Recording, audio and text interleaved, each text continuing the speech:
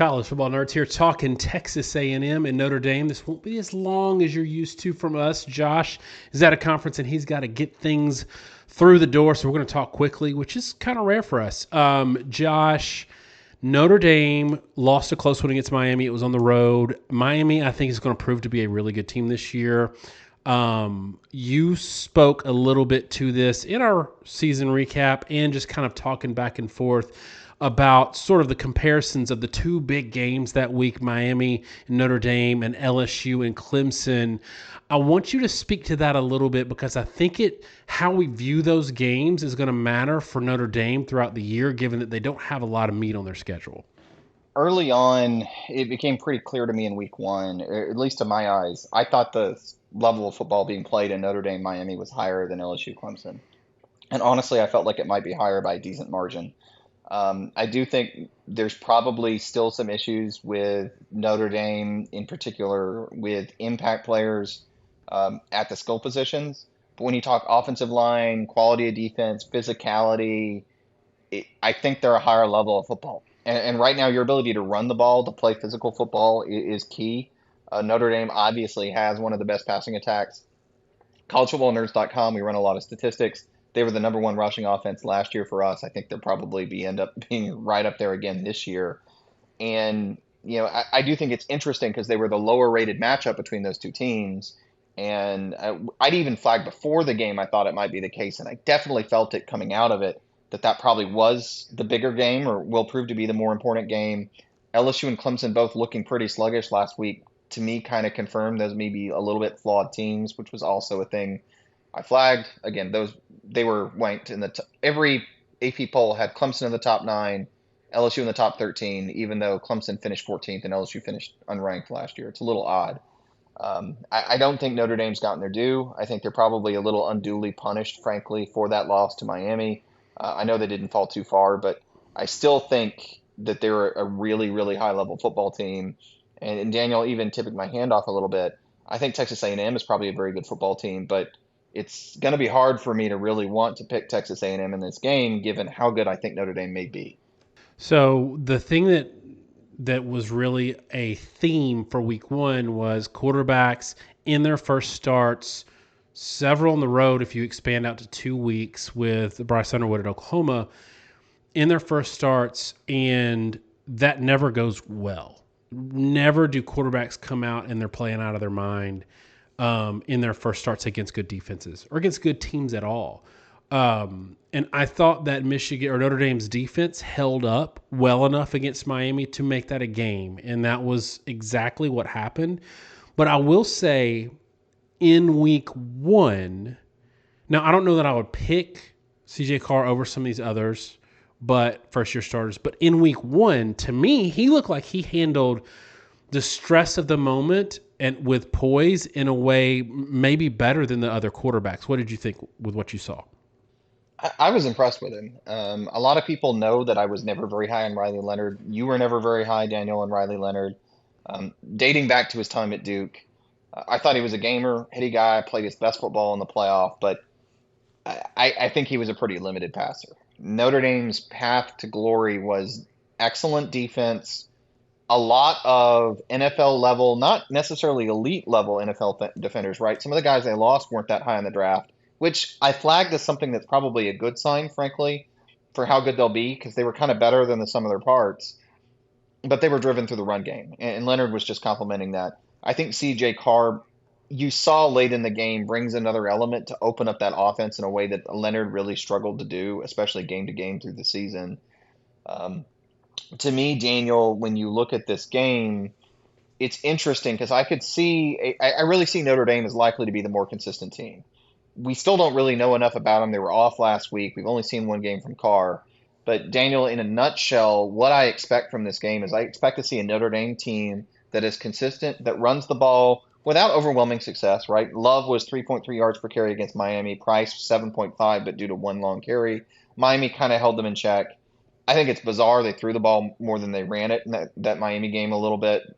I mean, I knew people probably felt like they should throw up more, and they did at the end of the game. Their balance was all kinds of screwed up through the game. I think they're going to move the ball a little more consistently. And I think on Texas A&M side, what you're going to see from them, Sellers, or we talked about in our preview, is a guy that maybe has been figured out a little bit. I think Reed may be in a bit of the same boat. I mean, he makes splashy plays. 7.9 yards per attempt against Utah State's not bad. 3 touchdowns, 220. But my thing with them is it is all about Reed the runner, Le'Veon Moss. In the passing game, I mean, Casey Concepcion looks really good. Craver looks good. I thought Concepcion looks better with limited targets.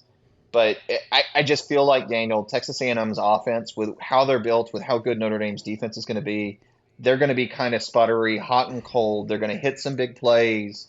I think this game's going to come down to whether they hit enough. And I think you're going to see Texas A&M kind of flail, meaning that they're going to have play after play where nothing happens, and then they're going to hit some one or two off plays using Reed's athleticism to move the pocket some, extend plays. He can hit shot plays. He can kind of make one of those guys that can kind of make every play in the field with his arm that he wants to, but he can also miss any throw. We talk about that a lot with guys that are really high talent but have consistency issues. And I think that's going to mean that they're going to be sputtery offensively. And Daniel, we talk about this a lot. One, it's hard to predict scoring when you're sputtering, but frankly, it's just hard to score. You end up with a lot of empty yards, a lot of empty drives. I'm going to go ahead and make my prediction because we're trying to do this quick. I mean, I see this game as something like a 24-17 game from Notre Dame. I think Notre Dame statistically probably outperforms A&M by more than that.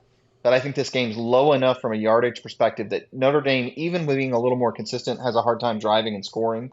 I don't see a lot from them that tells me they're going to be overly explosive. A&M's defense does look pretty good. I think Texas A&M, on, like, if you talk their median play, I think it's going to be kind of terrible. But I think they're going to have a couple drives here and there to put points on the board that makes it a close, dangerous game that they can win, despite the fact that they're kind of beat on an average snap, they're losing the game, if that makes sense. For me, I know we joke because every single fan in the world thinks their team is holding a little bit back for the big game. Some teams do this. Nick Saban teams were notorious for looking ugly against lesser opponents so that they could kind of hold stuff back until because it's worthless. Like if you burn all your good stuff, your ingenuity from your playbook against Utah State, it's kind of worthless. I'm curious because Texas A&M started out with 2 cupcakes. What's left in the tank for them versus are they who they were last year at the end of the year? The team that gave up a truckload of points to USC, or the team that held Texas to 17 points but only scored 7 themselves. I think this Notre Dame defense is probably on par with that Texas defense they faced last year, which is the last really good defense they saw, and they actually didn't see a ton of good defenses last year.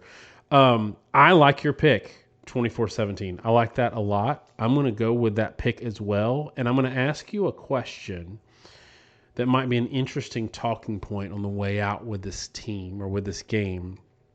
Texas A&M opened the season with UTSA and Utah State. Notre Dame opened with Miami, and that's it.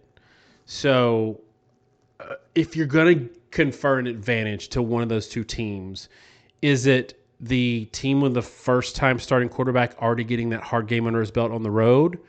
Or is it the team that's had 2 tune-up games to kind of iron out all the wrinkles? I definitely think that leans Texas A&M. You get more opportunities to mess around with things you're bad at that you want to work on.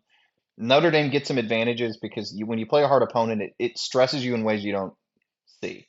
We talk about that a lot. You get mid-season, and if you get to that point and it's the first time you play a great team and they've played 5, it's a big advantage. I think it was been a huge advantage for the SEC and one-off BCS games for years that they had consistently harder schedules, and the teams that made those games tended to have played teams of BCS caliber more often than their opponents. And a lot of times they knew certain players couldn't step up and certain things worked and certain things didn't, and the other team spent a half trying to figure that out or making mistakes. Um, but in this instance, when you're this early in the season, Notre Dame kind of had to show their cards week 1. They didn't really get to work on anything versus a live opponent week 2. Texas A&M were playing weak enough opponents that they could hold things back, they could work on things they're bad at, but at the same time get their repetitions in. And there's probably going to be a lot of things they show in this game that Notre Dame hasn't seen on tape. there's a lot of advantages, I think, to Texas A&M in that. And there are a lot of advantages in any time that you're playing a team that has not played a real opponent yet, and this is their first game, and you've had to play one. It's the Boise State advantage for years, right? They had in those marquee games they play week 2 or week 3, they got to tune up, and usually their opponents didn't, and very often they won those. So I do think it leads Texas A&M, and again, that's a reason why I think this game could be closer. Frankly, Daniel, I think this game could be closer than I think the quality level comparison really is, and A&M has a real chance to win because of that. Whereas I think on an average player basis, average quality basis, I think Notre Dame is going to prove to be a significantly better team, at least in advanced metrics, if you want to look at it that way.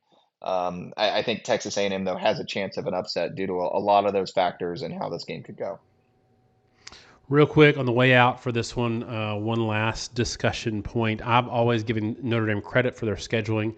They schedule name brand teams. They try to have a balanced schedule with a little bit of really challenging mixed in with not so much. Play USC every year. Josh, this year it looks like their schedule might be working against them a little bit in that Purdue sucks. Boise's not that premium G5 opponent they thought they were going to get. Navy's probably not the best service academy. Stanford is almost FCS quality, maybe. Syracuse almost lost to an FCS team Saturday, got destroyed, I think, by Tennessee in week 1. After A&M, there's not a lot of meat on the bone unless USC is really good this year. So, having said all that, given that they don't have a conference championship game to earn a little bit more of a big win like some ACC teams do with a soft schedule, how important in terms of playoff perspective is this Texas A&M game for them? They got to win, right? It's big. I mean, if they go 10-2, having lost those first 2 games, look, losing early is better. They may not have another ranked game on this schedule, and in fact, Daniel, as you're alluding to, they may only have a couple games that are in the top 40 teams nationally. There are a lot of really bad teams possibly on the schedule, and honestly, without the conference championship game, if you're comparing a 9-3 team with a lot of the Big Ten or SEC schedules compared to a 10-2 Notre Dame team, if they drop this game, I'm just telling you right now, I might lean towards the 9-3 team because you're going to have a team that probably went something like 3-3 versus ranked opponents versus a team that went 0-2. The same argument I made with SMU last year, even though they had 2 losses, played in their conference title, but I noted it was the only 2 games that played that mattered. I think Louisville was the exception. This could be a very similar situation, 0-2 or 1-2 versus ranked teams. And I think the committee is going to look at it similarly. So I do think this is a game that they need to win because there's just not enough other opportunities for them to build a resume this year. All right, y'all. Let us know in the comments what you think. One, about the quicker preview. We don't normally do these fast. And what you think about Texas A&M, Notre Dame, and whether or not this is a must-win game for Notre Dame to make it to the playoffs. Thanks so much, y'all. Have a great week, and God bless.